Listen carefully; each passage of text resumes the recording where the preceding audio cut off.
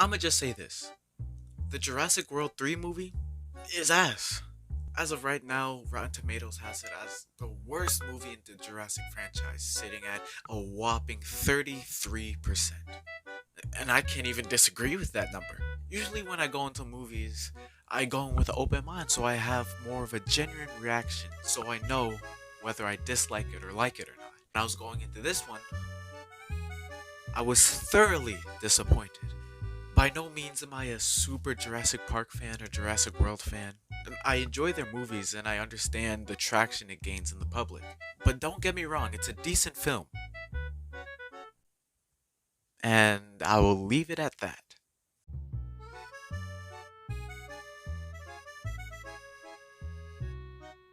I just want to make it clear that these are my opinions. If you like the movie, you like the movie, sure. It was enjoyable.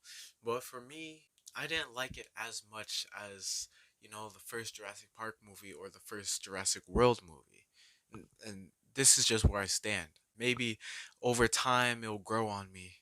But as of right now, these are my thoughts.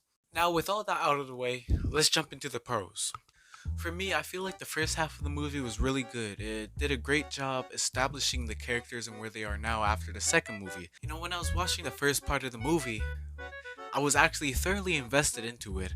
I was actually curious on what these heroes or protagonists had to go through, but ultimately, it went downhill. I feel like they also did a good job recapping the second movie because I'm gonna tell you, I have no idea what happened in that second movie.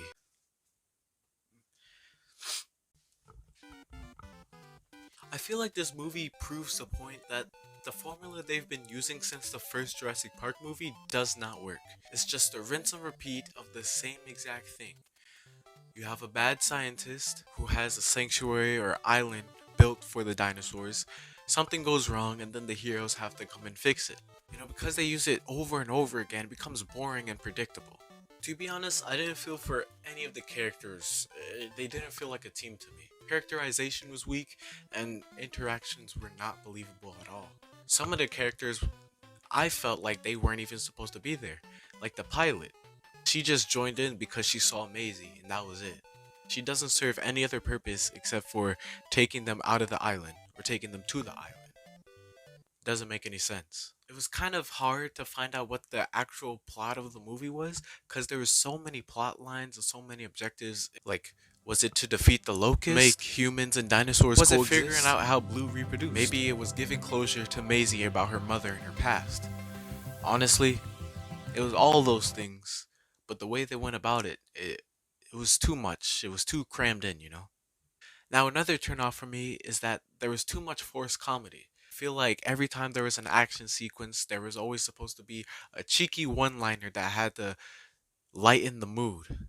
Now, since this is a Jurassic movie, I was thinking there's going to be a lot more human related dinosaur deaths. I feel like there's only one person that got actually killed by a dinosaur, everybody else was killed by another human.